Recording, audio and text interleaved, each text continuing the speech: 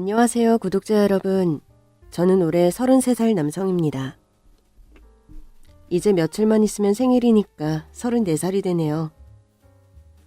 저는 원래 부모님이 없어요. 시설에서 자랐고요.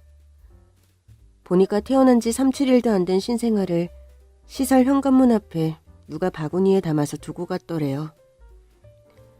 세상 어디선가 날 낳아준 분들이 계시기나 한 건지에 대한 생각도 애초에 일절 없는 사람이 접니다. 저는 좀 울퉁불퉁한 성격이라 남자놈들이 질질 짜고 감상해졌고 그러는 꼴 제일 못 보거든요. 부모 없으면 없는 대로 그냥 태어났으니까 살면 되지. 뭐 내 엄마는 어디 있을까? 내 아버지는 누굴까? 그런 하나만한 생각을 하냔 말입니다. 가슴만 아프고 열만 받죠. 시설에 있을 때도 같이 지낸 형이나 동생들이 엄마 보고 싶다고 가끔 질질 짜면 버럭버럭 화를 내면서 울지 말라고 혼내줄 정도였으니까요. 고등학교 졸업하고 시설에서 나와 늘 주먹질로 살아갔습니다. 19살 때부터 제 벌이는 돈 빌려드립니다로 떼인 돈 받아주고 사채로 돈 빌려주고 하는 그런 업체에서 주먹을 사용하는 일을 했어요. 그러나 이런 것들은 오래가지 못합니다. 늘 옮겨 다녀야 했고 이사를 다녀야 했으니 안정적인 생활을 못하는 거죠. 그럼 왜 차라리 노동을 하지 않냐고요? 미장일, 이삿짐, 건설 현장, 도배. 이렇게 몸으로 정직하게 땀 흘려 번 돈이 훨씬 마음 편한 거 알고 있습니다. 그래도 저는 그런 일 못하는 사람이라 애초에 저 자신을 포기하고 희망 없는 인생이 짜증이 나는 나날이 이어질 수밖에요. 그런 저에게도 고상한 즐거움이자 취미생활이 하나 있습니다. 바로 좋은 원두를 사다가 직접 냄비에다가 볶아 직접 갈아 에스프레소 기계에 부착해 커피를 내려서 우유를 증기 노즐로 덮이고 맛있는 라떼를 만들어 먹는 겁니다. 제 삭막한 오피스텔에 단 하나 있는 가장 고급스러운 살림은 바로 커피 관련 제품들이에요. 이렇게 우아하게 맛있는 커피를 만들어 먹다 보면 후진 3류 인생에게도 고상한 면이 있다는 스스로의 위안이 되었던 겁니다. 그래도 하루 온종일 커피만 마시고 있을 수 없으니 일을 해야 하고 일을 하다 보면 신경질이 덕지덕지 붙고 짜증이 범벅이 된 얼굴로 살아가던 어느 날의 일이었습니다. 식당에서 혼자 밥을 먹는데요. 제 또래 남자가 자기 와이프랑 아들이랑 밥을 먹는 거예요. 5살이나 되었을까. 아들놈이 어찌나 똘망똘망 귀엽게 생겼던지 찡긋 눈빛으로 윙크를 보내며 장난을 좀 쳤죠. 아이도 웃긴지 연신 저를 쳐다보며 웃고요. 그런데 그 기색을 살피던 그 집 와이프가 자기 아들을 자기 품 안에 끌어당기면서 감추는 겁니다. 그리고 그 남자는 저를 무슨 전염병 환자라도 된다는 듯 경계의 눈빛으로 쳐다보고요. 제가 인상이 험악하거든요. 사실 생각해보면 별거 아닌 일인데 왜 그렇게 그 순간이 날카로운 걸로 가슴을 긋는지 모를 일이었어요. 내가 그렇게 경계하고 피해야 할 존재인가, 사회에 위협이 되는 존재인가 싶은 마음에 저는 일도 안 나가고 며칠 방에 틀어박혀 지냈습니다. 나흘째 되는 아침에 일어나 사발면 하나를 끓여 먹고 사무실로 나갔어요. 제 심정을 쭉 듣던 사장님. 그려? 그렇다면 할 수 없지. 그려, 마음대로요. 인센티브인게 퇴직금은 못 주겠어. 어디 얼마나 있다 돌아오나 내가 두고 볼게요. 뭐? 이삿짐 나르고 살라고? 스포츠 머리에 가다마이 입은 사장님은 네가 그래봐야 며칠이나 가나 뭐 그렇게 무사태평이셨습니다. 부동산에 가서 오피스텔 주인과 통화를 했어요. 방을 빼겠다고요. 방이 나갈 때까지 월세는 제가 물기로 하고 대형 쇼핑몰로 갔습니다. 포장 가방을 몇 개 사와서 짐이랄 것도 없는 제 평생의 짐을 싸는데 서럽더라고요. 내가 세상에 나온 지 32년인데 꼴랑 가방 몇 개에 이불까지 다 들어가는구나 싶어서요. 어쨌든 차 트렁크에 넣고 저는 어제 저녁에 검색해둔 남해의 유난히 조용하다는 작은 소도시로 차를 몰았어요. 거기서 부동산을 찾아가 당장 들어갈 수 있는 빈 방을 찾아 계약을 했습니다. 저는 농사를 지을 계획이 있었거든요. 밑바닥부터 차곡차곡 배워서 농사일로 자리 잡아야겠다는 생각이요. 나중에 오피스텔 보증금까지 돌려받으면 제 전 재산은 1억가량. 한심하시죠? 사회생활한 게 14년인데 뭐 우리 일이 그래요. 돈 생기는 족족 술 마셔버리고 하니까요. 저는 우선 짐을 풀어놓은 원룸에서 이궁리 저궁리를 시작했어요. 영농 프로그램 같은 거를 막 찾아보았죠. 마침 여기 지역 농업기술원에서 딸기 농사에 관한 영농교육을 한다고 해서 듣기 시작했습니다. 사실 딸기 하면 보기에도 예쁘고 남보기에도 좋아 보이고 하잖아요. 허영이죠. 그래서 하루 가서 듣고 이틀 가서 들었더니요. 태어나길 원체 공부하는 분위기하고는 안 맞고 또 책상 앞에 앉아있으면 왠지 우라통 터지고 선생님들이 칠판 앞에서 떠드는 소리 들으면 잠부터 오는 체질상 교육시간 100시간을 채워야 한다는 소리에 어이구야 소리가 먼저 나오더라고요. 설상가상. 선생님 말씀으로는 저 같은 사람들 신용으로는 딸기 농사 지을 수 있는 3억이란 돈을 절대 대출 못 받지만 나라에서 3억까지 대출할 수 있게 농사하는 청년들을 지원해주는 시스템이 있다고 하더라고요. 그런데요, 그게요. 또 요즘에는 쉽지가 않아요. 지원이 예전에는 잘 나왔어요. 청년이 귀농해서 농사한다고 하면 나라에서 좋아했으니까요. 근데 요즘에는 그걸 돈 받아서 악용하는 사람들이 자꾸 생겨서 말이죠. 그래서 농사계획서를 제출해야 하고 면접심사, 서류심사 이런 것까지 다 통과해야 된다고 하더라고요. 저는 여기서 두 손 들고 포기했습니다.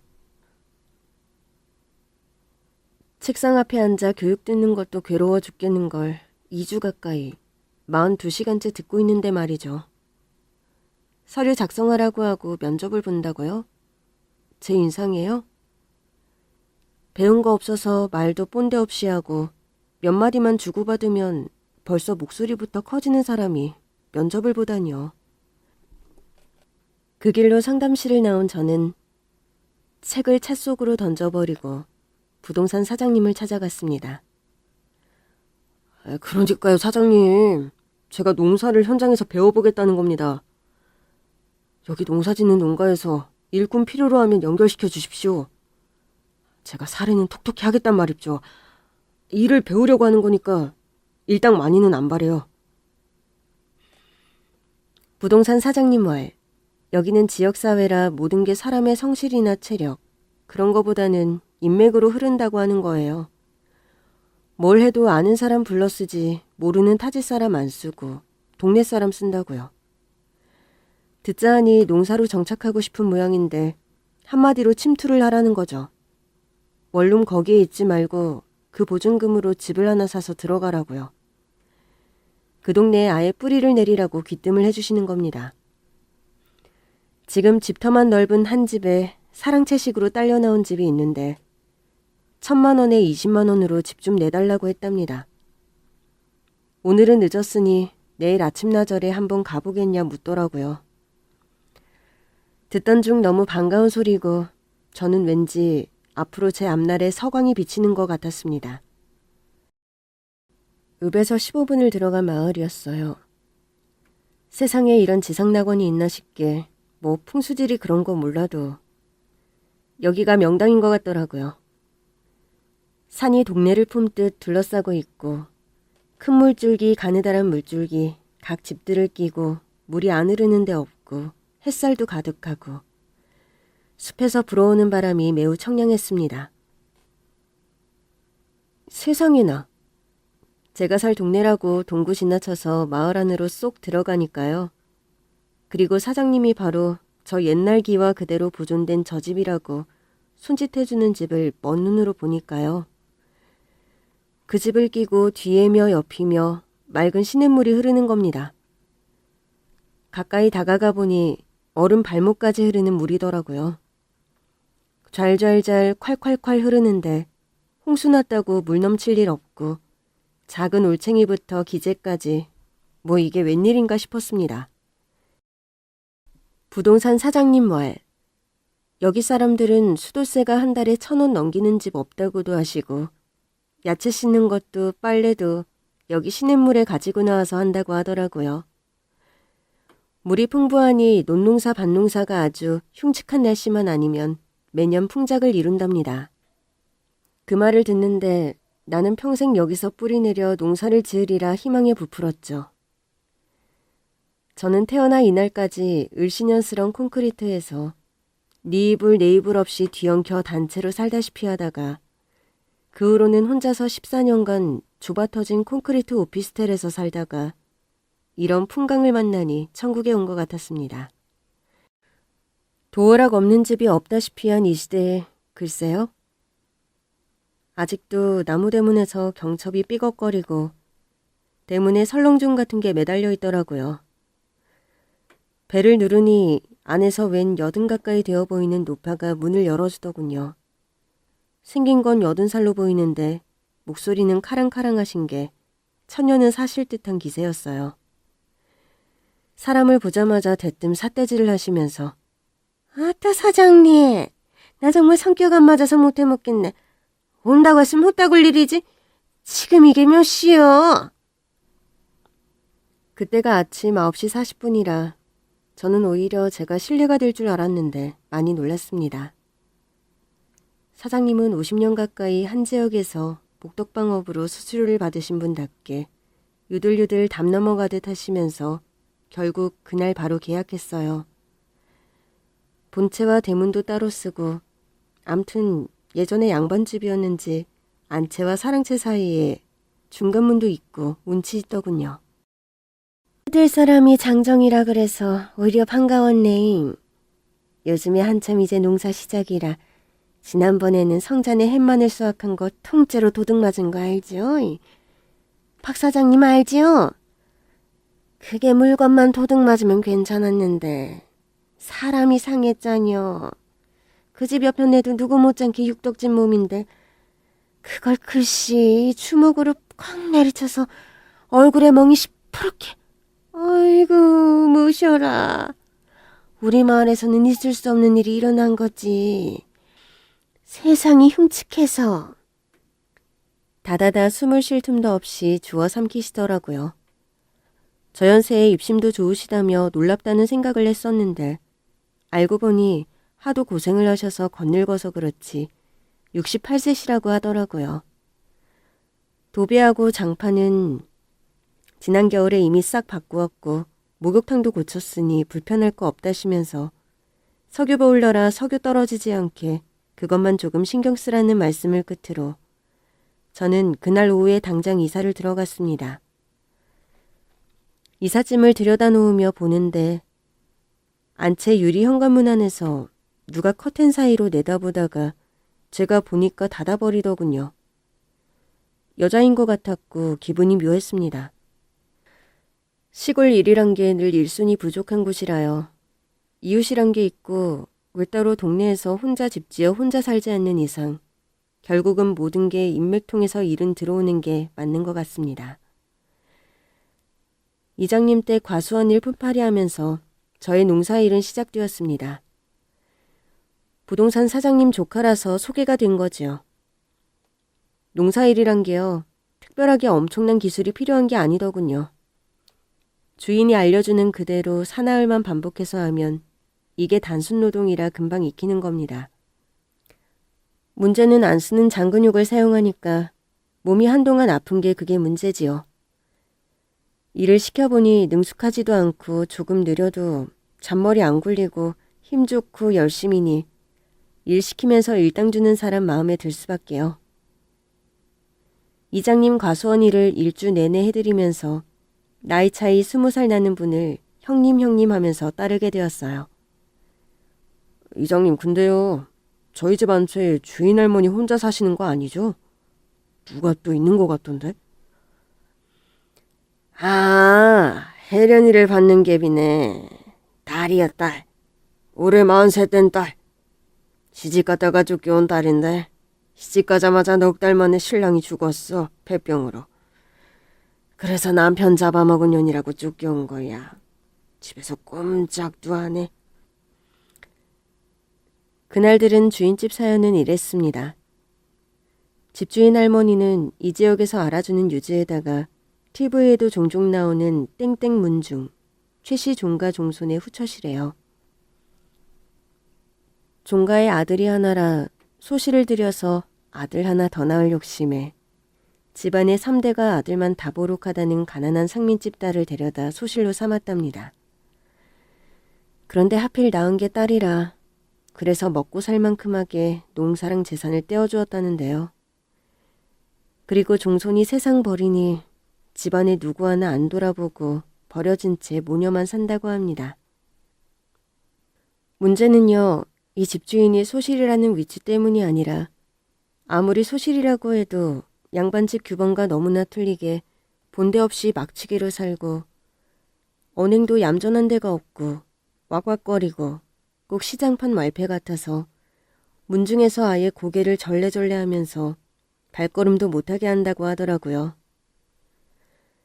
재미있는 게 이 혜련이라는 여성은 또 양반집 핏줄을 닮아서 엄마와는 틀리게 양반집 규수랍니다. 이장님보다야 한참 어리지만 같이 물놀이하고 다 함께 어울리며 자랐는데 말에 말씨가 양반이고 생전가야 누구하고 큰소리 내는 일 없고 요조 숙녀래요. 인자 기회 되면 가만히 지켜보라고. 얼마나 우스운지. 엄마가 딸 대하는 게 아니라 향단이가 춘향이 모시는 거 같이 모시는 거. 그나좀 네가 온 동네 사람한테는 왁왁대고 깡패같이 굴어도 말 한마디 제대로 하지 않고 죽은 사람같이 지내는 자기 딸한테는 꼼짝을 못한단 게. 이장님이 제 소문을 좋게 내셨는지 이장님 일 끝나기 이틀 전부터 동네 여기저기서 일 같이 하자고 계속 연락이 오더라고요. 부동산 사장님 말씀이 맞았습니다. 성실도만큼 중요한 게 인맥이라고요. 저는 행복한 비명을 질러가며 김신곤 씨네 감자밭 24에서 27일, 오태남 씨네 땡땡땡, 핸드폰에다가 메모로 스케줄을 짜놓고 마당 평상에서 내 활개 뻗고 밤하늘 보고 누워 있었습니다. 칠성 사이다 같은 공기 맡으면서요. 그렇게 한참 있는데 중간문이 열리고 안채에서 집주인이 다가오시는 겁니다. 어이 문간방, 내가 말이야 좀 거래를 하려고 건너왔어.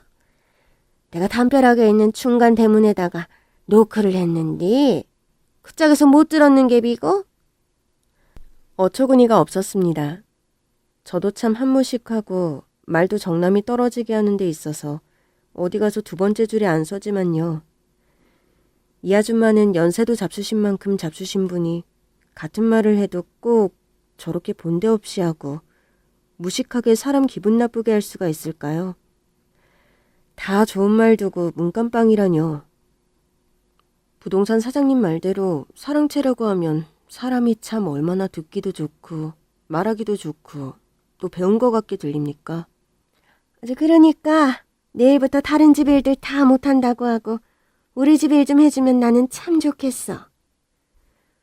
참 저런 경우 없는 말이 또 어디 있나 싶어서. 집주인 아주머니, 저기요. 하잉, 말을 끝까지 들어보고 조건을 들어보고 말을 혀. 말을 끝까지 들어보니까 더 기분이 나쁜 겁니다. 아무리 품팔이지만 제가 그래도 강우에서 놀던 놈인데 거래라고 하는 게 다른 집보다 시간당 1,000원을 더 주고 그러니까 일당 10,000원을 더 주고 월세 20만 원을 농번기에는 월 10만 원을 받겠다는 겁니다. 사람을 치사한 놈을 만들어도 유분수지 말입니다. 들이난 짝 화를 벌컥 내려다가 나이 드신 그것도 여성분에게 성질 제대로 보였다가는 아주머니 바들바들 떠실까봐 그건 못하겠고 차라리 입을 다물고 말았어요. 우리 딸내미하고 셋이 일을 할 거요. 저기 집 뒤터에 고추밭 저거를 빨리 풀 더디게 나오게 흙을 뒤집어 주어야 해요. 저 고추 농사 저거 올해 기대 걸고 있는데. 이 말이 떨어지기가 무섭게 저는 주인집 일부터 하기로 마음먹었습니다. 제가 앞에다가 안 썼지만 유리문 뒤에서 사라지는 그 아리장장한 주인집 딸 자태에 이사 오고 7일간 마음이 싱숭생숭했던 참이거든요. 7일간 아침 저녁으로 들락일 때 얕은 중간문 담 너머로 넘겨다봐도 전혀 사람 흔적이 안 보이니까요. 사람이란 게 그렇잖아요. 왠지 궁금한데 머리끝 하나도 안 보이고 안 보이면 더 궁금하고 그런 거요. 김신곤 씨께 전화 걸어 욕 뒤지게 얻어먹으며 일정을 취소하고 다음날 새벽부터 일찌감치 일어났습니다. 샤워를 싹 하고 로션도 바르고 이장님이 알려준 대로 얼굴 가리개부터 완전 무장을 하고 안채 마당으로 갔더니요. 그런데 웬걸요? 아리잠잠한 여성은 기척도 없고 무쇠로 만든 무식하게 생긴 호미 2개를 양손에 든 단신인 노친네가 척하니 보기만 해도 정남이 떨어지는 뻘건색 몸빼바지를 입고 서 계신 겁니다. 따님은 어디 계시냐 차마 묻지도 못하고 안채만 봤더니 우리 딸은 있으나 마나요. 애가 희머리가 하나도 없고 거추장스럽기만 할 것 같아서 집에서 새참 준비나 하라고 했어. 기대했던 여성과의 오붓한 아르바이트 시간의 꿈은 온데간데 없고 이제 괄괄한 노친네랑 단 둘이서 하루 왼종일 붙어 있어야 하는 현실에 마주한 겁니다. 주인께서 고추밭에 가서 초벌 흙을 뒤집어주는 일을 알려주시는데요. 한 5분 설명을 해주시고는 해보라고 해서 이제 제 몫으로 주어진 아래턱을 차근차근히 해나갔습니다. 시작한 지 5분도 안 돼요. 아이고 속 터져. 아유 일로 내봐. 저리 비키고 일로 내봐. 알려줘도 엉뚱하게 뒤집네. 아유 그러면 일이 더디지. 내가 후딱 해치우는 거 한번 보라고. 세상에 덩치는 제 반의 반도 안 되는 양반이 그 작은 몸을 웅크리고 어찌나 재빠르게 흙을 뒤집어 나가던지 그게 훌륭해 보이는 게 아니라 정남이가 떨어지는 거였어요. 그리고 다음 고를 해보라고 해서 나름대로 그대로 해보려고 했더니 10분도 안 지나서 아휴 문간방은 저기 옆에 둔덕에 앉아서 나 하는 거 제대로 보라고. 10분 시키고 또 구박을 한바탕 퍼붓고 당신이 해치우시고 오전 내내 그게 반복이었어요. 저도 웬만큼 한다고 했는데 굳이 당신이 스스로 나서서 일을 해치우시는 거 보면서 저것도 팔자라는 생각이 드는 거죠. 아니 그럴 거면 돈 주고 사람을 왜 씁니까? 그렇게 주인집 할머니가 밭의 4분의 1을 혼자 다 일을 해치우시고 점심 새참 때가 되자 이장님 댁 아주머니가 새참 가방을 들고 오시는 겁니다. 실망이 되더군요. 오전 내내 그 구박받으면서 점심때만 기다렸는데 같이 음식 만들다가 아주머니 편에 내보냈나 보더라고요. 점심을 먹고 나자 어이 문간빵 점심 먹고 1시간 낮잠은 기본인게 집에 들어가서 각자 한숨씩 졸고 나옵시다. 저는 옳았구나 싶었어요. 아침 7시부터 시작된 일에 지금까지 커피 한 잔을 못 마셨으니까요. 얼른 집으로 날듯이 달려가 커피를 갈아서 에스프레소 기계에 부착하고 우유를 증기 노즐로 덮여서 라떼 한 잔을 만들어 마시니 아침나절에 받았던 스트레스가 모두 사라지는 기분이더군요. 원래 이루어진 약속보다 일을 더하기로 되어서 고추밭 김 매는 거 끝나고 콩하고 참깨까지 파종하느라 집주인 밭일을 8회가 넘게까지 했습니다. 사흘째 되는 날은 새참을 안에 들어가서 먹자 하셔서 드디어 그 집 따님 얼굴을 보게 되었네요. 참 얌전하게 생긴 이목구비에 화장기도 없는 얼굴인데 얼굴빛이 너무 하얀 거 보고는 이장님이 해주신 말씀이 떠오르는 거예요. 혜란이가 그 뭐라더라. 선천성 빈혈이요. 피가 적어서 그렇게 창백한 거야. 약 먹으면 빈혈은 잡히는데 창백한 얼굴은 안 고쳐지나 보더라고. 배도 안 좋고 말이야. 어쨌든 얌전하고 수더분한 용모에 행동이 정말 참한 요조숙녀더군요. 걸을 때도 소리내는 법 없이 얌전한 걸음걸이고 말씨도 조용조용하고 외간 남자니까 눈도 똑바로 안 마주치고 비스듬히 하는데 저는 조선시대에서 튀어나온 사람인 줄 알았습니다. 막치기로 살아온 저와는 애초에 사람 결이 틀린 사람 앞이라 밥도 소리내서 안 먹게 되더라고요. 더 웃긴 건요. 집주인께서도 밭에서 저와 먹을 때랑 딴판이더라는 거예요. 저와 밭에서 새참을 먹을 때 주인집 할머니는 묵은 김장김치를 손가락으로 길게 쭉 찢어서 수저 위에 그들먹하게 밥을 올리고 그 위에 김치를 돌돌돌 말면서 입을 쩍 벌리고 한 입에 넣으면서 어이구 맛있어. 아주 문깜빵. 어이 나는 이 다음에 이렇게 먹고 싶어서 어떻게 죽을란가 잘 모르겠어. 그러던 양반이 조신하게 수저 젓가락 번갈아가며 국도 소리내서 안 먹고 조용한 말씨로 혜란아 저기 말이여 나물 참 잘 무쳤다 야. 아주 입에 싹싹 감기네. 네. 엄마 내일은 엄마 좋아하는 나물 한 가지 더 할게요. 엄마 국그릇 이리 주세요. 국 식었겠어요. 아이고 얘가 무슨 소리를 혀. 날도 더워 죽겠구만. 내가 무슨 양반집 여자라고 이 더운 날 국을 먹을 것이요. 그저 이런 더운 날에는 찬밥을 냉수에다가 숭숭 말아서 아유 아니다. 따순 국 줘. 뜨끈하게 먹게. 그리고 꼬리를 내리는 겁니다. 그뿐이 아닙니다.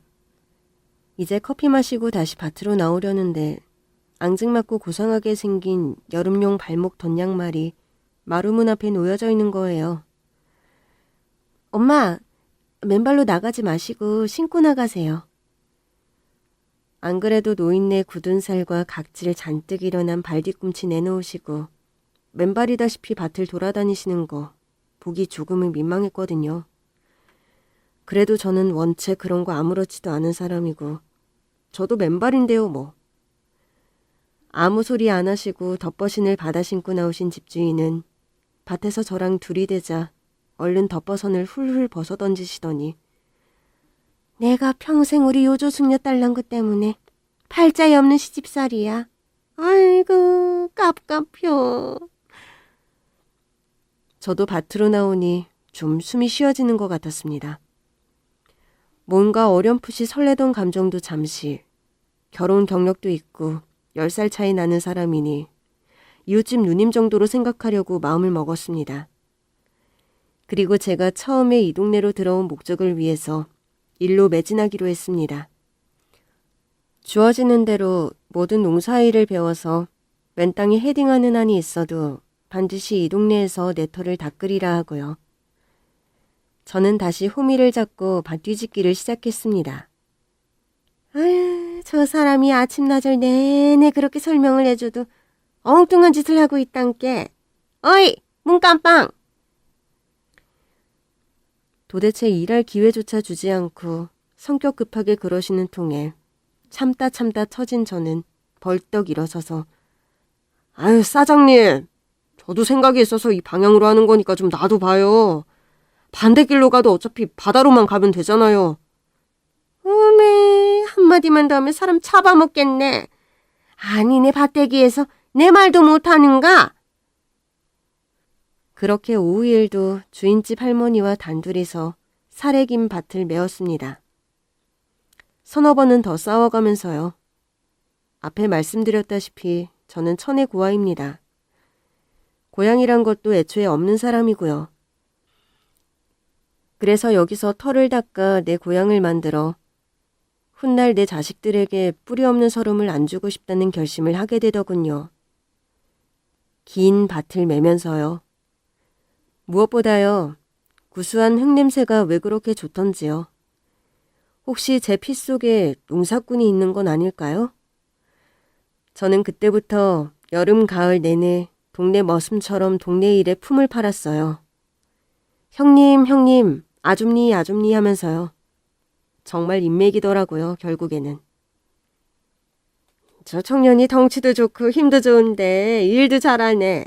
손도 빠르네. 그렇게 뇌리에 박히면 이게 줄줄이 사탕처럼 이어지는 겁니다. 안 보는 척하면서 다 보거든요. 실수하는지 빠른지, 농땡이를 얼마나 피우는지, 머리가 센스 있게 잘 돌아가는지를요. 그렇게 좋은 점수를 받으면 다음 일 이어지는 게 쉬운 거죠. 주인집 일을 할 때는 늘 안 맞고 불퉁거렸어요. 가을이 와서 추수할 때도, 고구마를 거둘 때도, 깨를 털 때도, 김장, 배추, 무 뽑을 때도요. 집주인은 제게 일을 시켜놓고 30분도 안 돼요. 당신이 뛰어들어서 당신이 다 하시다시피 하고, 그게 반복되니까 나중에는 엉뚱한 기분까지 드는 겁니다. 꼭 제 밭에, 제 일에 저 중늙은이가 끼어들어 회방 놓는 것 같은 기분이요.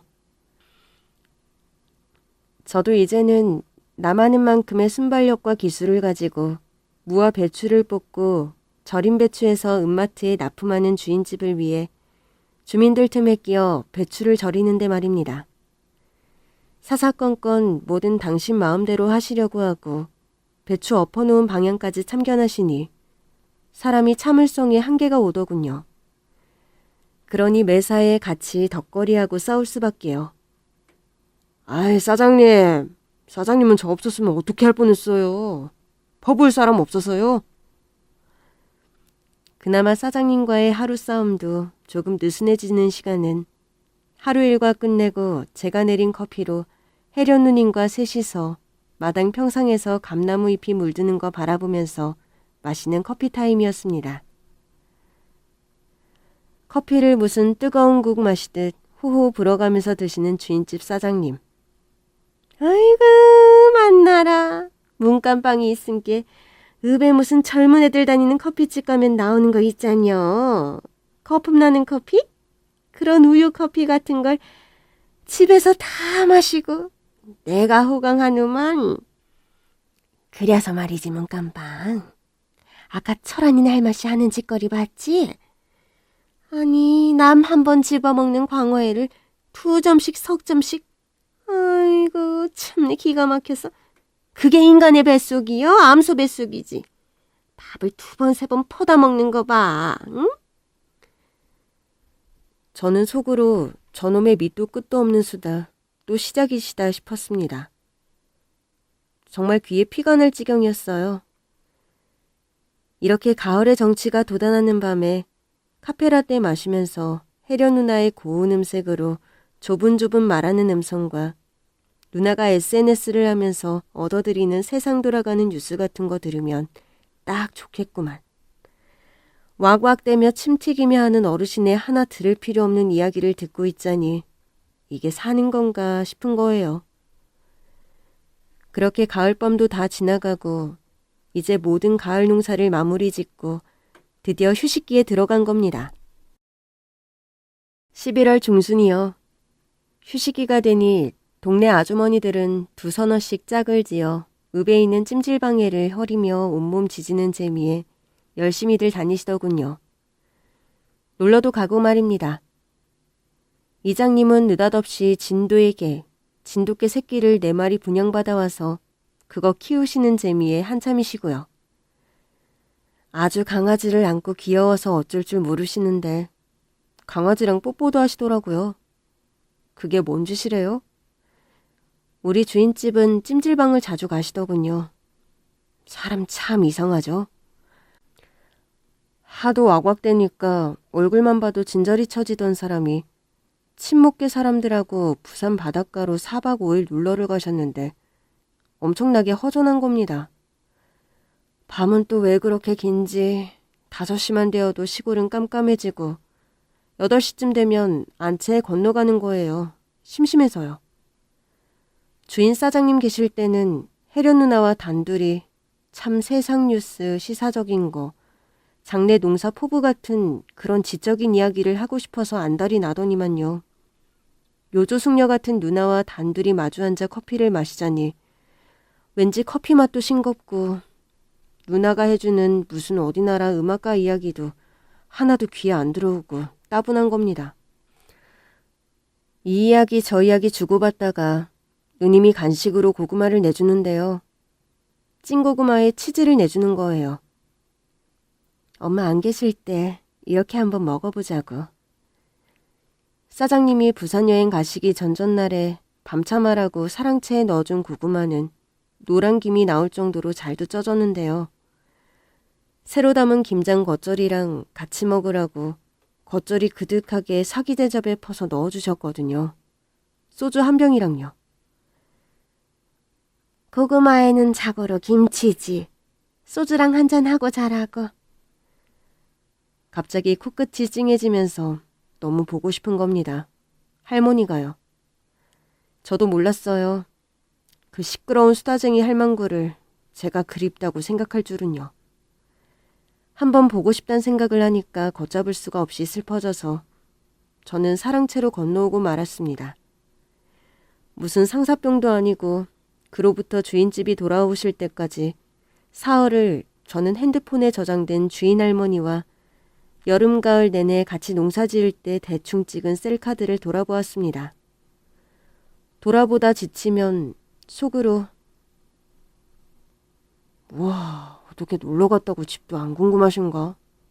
잘 지내냐는 카톡 한 번이 없네. 내가 먼저 카톡을 한번 보내봐. 에이, 말자 말어. 다 늙은 노친네랑 무슨 남녀 밀당하는 것도 아니고. 저도 잘 모르겠더라고요.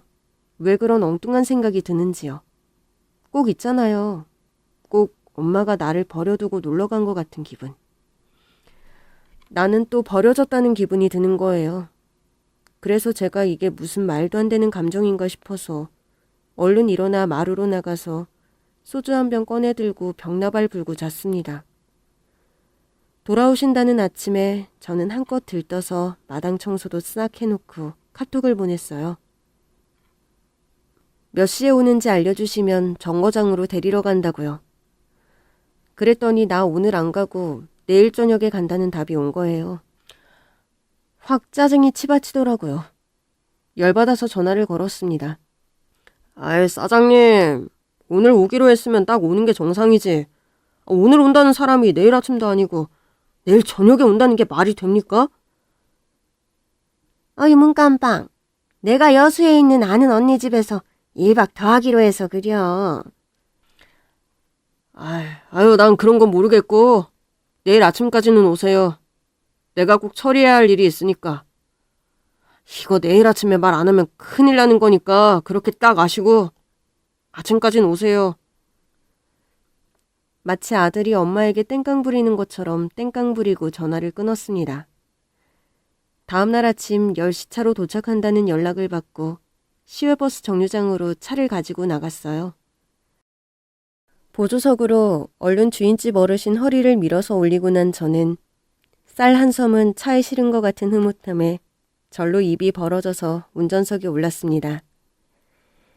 어르신은 제 기미는 눈치 못 채고 초조하셔서 문깜빵 그래서 뭐가 그렇게 급한디? 뭔 일인디? 보일러물이 차가웠다 뜨뜻했다 하는데 아내가 추워서 살 수가 있어야죠.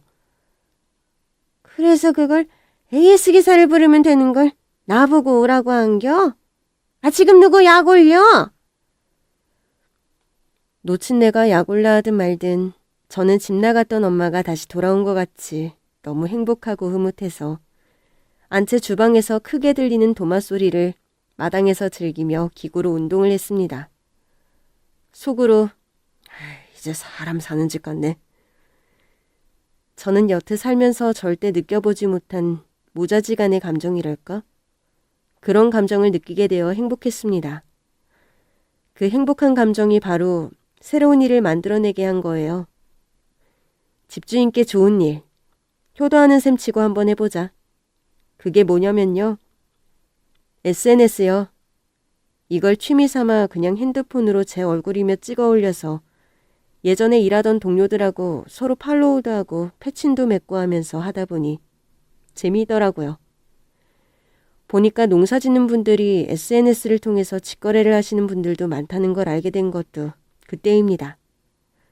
그 SNS 계정을 하나 만들어서 집주인이 지금 고민하고 있는 고춧가루며 참깨며 참기름이며 들기름을 한번 팔아드릴 생각을 한 겁니다. 구독자님들도 아시겠지만 이게 무작정 내 물건 팔아주쇼 이게 안 먹히는 거잖아요. SNS 계정의 주인공. 농산물 판매하는 주인공이 무슨 하나의 컨셉을 잡아서 예를 들면 키우는 진돗개가 너무 잘생기고 순하고 똑똑해서 진돗개와 지내는 일상하고 같이 어울리고 하면 농산물이 더 잘 팔리거든요. 저는 마침 예전 동료가 페르시안 고양이라고 고급 고양이를 분양한다는 게시물을 본 터라 고양이 한 마리를 분양받았습니다. 그러니까 수다쟁이 욕쟁이 시골 할멈하고는 전혀 안 어울리는 페르시안 고양이하고의 동거. 이렇게 컨셉을 잡은 거죠. 그렇게 이제 주인집에 도움되는 일을 하고 있다 생각해서 폰 거치대도 사고 셀카봉도 사고 해서 저는 착착 일을 추진해 나갔습니다. 동사무소에서 진행하는 SNS 계정 만들기 수업도 들으러 가고요. 원체 무식하니 뭘 알아야 면장질 할 거 아닙니까? 제 자신 위해서 농사교육도 안 받던 사람이 주인집 위에서 시작한 거예요. 그렇게 SNS에 주인집 모녀를 카메라에 담아서 올려갔더니 점점 구독자도 늘고 구독자 수가 10,000명은 되는 그래도 봐줄 만한 채널이 된 겁니다. 점점 신이 나 있는 와중에 어느 날 이장님이 술을 드시고 저희 집에 쳐들어오신 거예요. 남의 쪽박은 못 채워줘도 깨지는 말랬다는데 그 젊은 사람이 할 게 없어서 남의 아이디어 도둑질이야. 이거 어디서 굴러온 돌이 박힌 돌을 해야 한다더니만 동네에 사람 하나 잘못 들였네. 고래고래 소리를 지르고 술주정을 하시는데 저는 이게 무슨 일인가 놀랄 수밖에요. 이장님 아내분이 뒤미쳐 쫓아오셔서 말리긴 말리시는데 그분도 절 바라보는 눈에 원망이 가득했습니다. 그러니까 상황은 이랬던 겁니다. 이장님도 겨울의 시작 무렵에 분양받아온 진돗개들과 같이 SNS를 시작하신 거예요. 농산물 판매를 위해서요.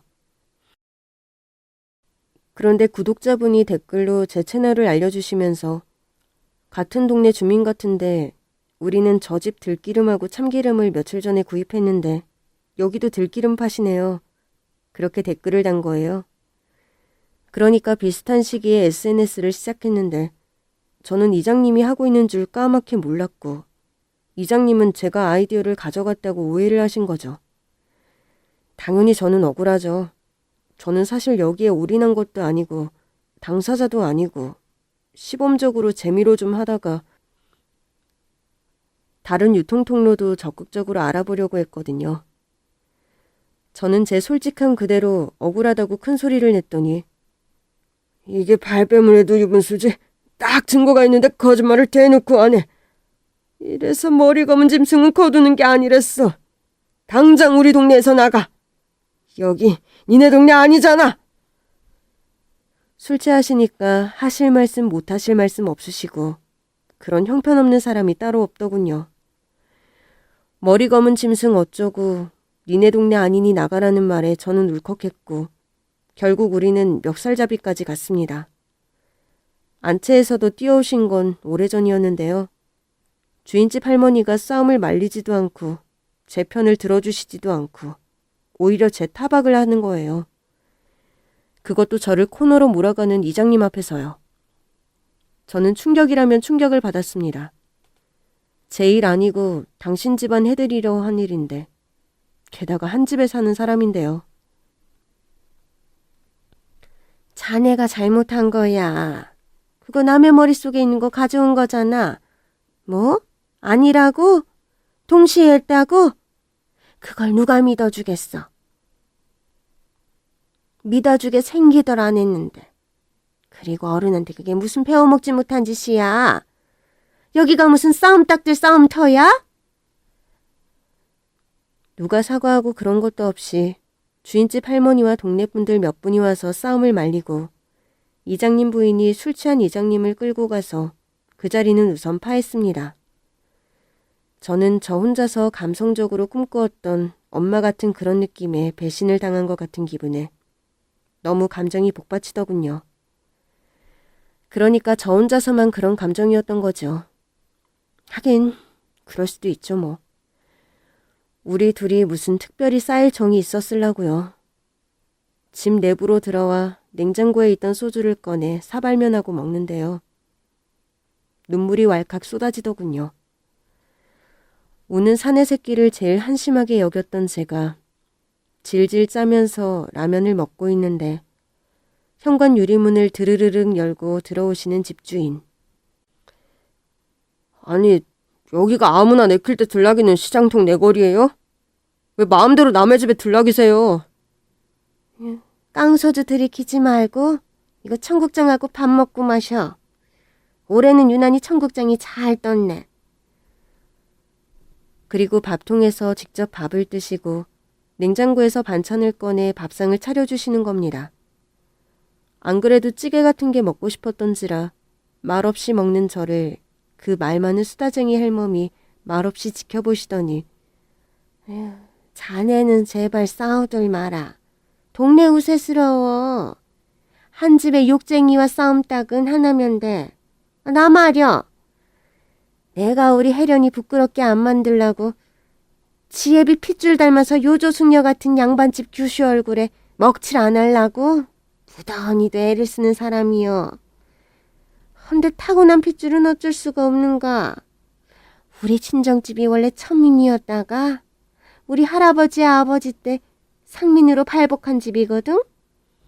그 핏줄을 어쩔 수 없어. 나는 이렇게 막치기로 양말 같은 것도 답답해서 못 신고 벗어던지지 않냐. 말도 막 폰대 없이 하고. 그게 핏줄이거든. 우리 혜련이는 지엄마가 왜 안 부끄럽겠냐. 그러니까 나는 만사 우리 혜련이가 하라는 대로 양말 신고 옷 제대로 챙겨 입고 그렇게 사는 거라고 해주고 싶어. 목소리 크고 성질 칠할 같은 거는 어쩔 수 없다 해도 그러니까 제발 지간에 한 집에 나 하나면 되니까 자네는 좀 참으라고. 그걸 왜 싸워. 그리고 그런 억울한 소리 좀 들으면 어때. 나만 아니면 되잖여. 그리고 내가 지금 읍에서 떡집 하는 좀 유식한 친구에게 전화 걸어 물어보니까 그거 SNS 너도 나도 강아지 고양이 키우면서 강아지 얼굴 보이고 강아지 귀여움으로 손님들 혹하게 해서 물건 판다누만 이장내 말고는 아무도 자네 의심 안 한다고. 저는 주인집 할매의 슬픈 사연 같은 거에는 귀에 안 들어오고 오직 단 하나. 그러니까 저를 남으로 생각 안 하고 한 가족으로 생각하는 것 같은 그 느낌 때문에 마음이 풀어지고 감동 비슷한 걸 느꼈습니다. 별 대답 드리지 않았지만 제가 행복해하고 있는 걸 눈치채신 집주인 할매는 빈 청국장 그릇을 가지고 건너가시더군요. 겨울 내내 SNS에서 판 농산물 순수익이 340만 원이었습니다. 별 기대도 안 한 첫 해치고는 쏠쏠한 거였죠.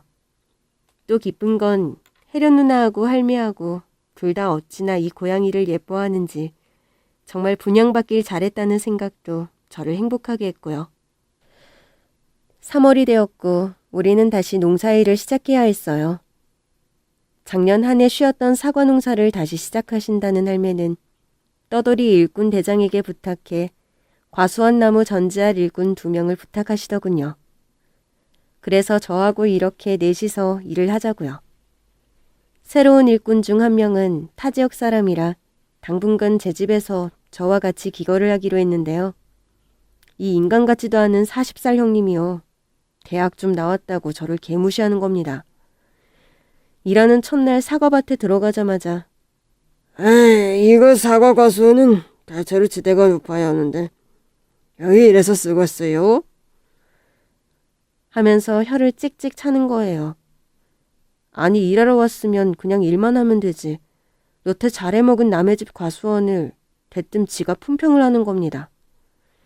주인 할매 눈치를 쓱 보니 대번에 인상이 일그러졌으나 일을 해야 하니까 참으시는 것 같더군요. 저는 우선은 그게 무슨 말인지 궁금해서 농사 관련된 거는 하나라도 놓치지 않으려는 마음이라 질문을 했습니다. 왜 과수원은 지대가 높아야 하는데요?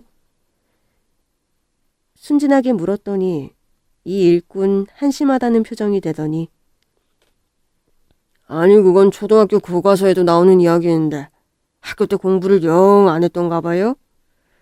지대가 높으면 일교차가 크잖아요. 오케이, 예? 일교차가 커야 과일이 잘 된다. 학교 때 배웠잖아요. 예? 오케이? 햇살이 좋으면 사과의 당도가 높다. 오케이? 아니 동생은 그래가지고 남의 집 일을 어떻게 한다고 그럴까? 거기까지 들은 주인집 할매. 목장갑 낀 그 손 그대로 삿대질을 하면서 다가오시더라고요. 남의 집 일이라고 누가 그래? 그 사람 내 양아들이야. 이해? 오케이? 그 교육 많이 받은 좋은 대가리로 왜 남의 집 과수원 일꾼을 하고 떠돌아다닌대? 이해가 안 되네. 그리고 배운 사람은 그렇게 남의 일하면서 과수원 주인하고 과수원 주인의 양아들한테 함부로 주둥아리 씹으려도 되는 거야? 그게 배운 사람, 대학 나온 사람 태도야? 썩 꺼져!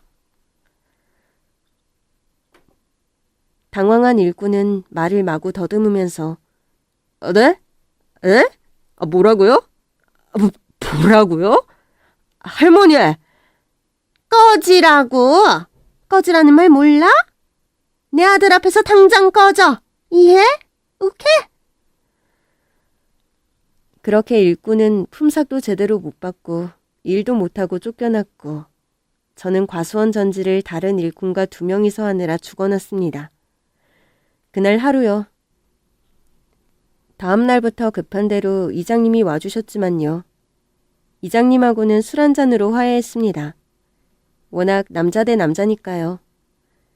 그리고 저는 이제는 반 농사꾼이 다 되어서 과수원 일을 도맡아 하고 있어요. 2년째요. 어제는 새참 먹다가 주인집 할매가 갑자기 문간방은 언제까지 그렇게 살 테요? 월급만 받는 건 좀 하품 나오들 아니요? 되는 만큼 떼어서 받는 건 어때요? 뭘 그렇게 어리벙벙해서 쳐다봐. 농사 수확 잘 되는 만큼 더 주겠다고. 내가 뭐 꼭 내 채사 뭐 그런 걸 양자 뭐 어쩌고 그러는 걸 바라는 건 맞지만 말이야. 구독자 여러분, 이게 무슨 뜻으로 하신 말씀일까요?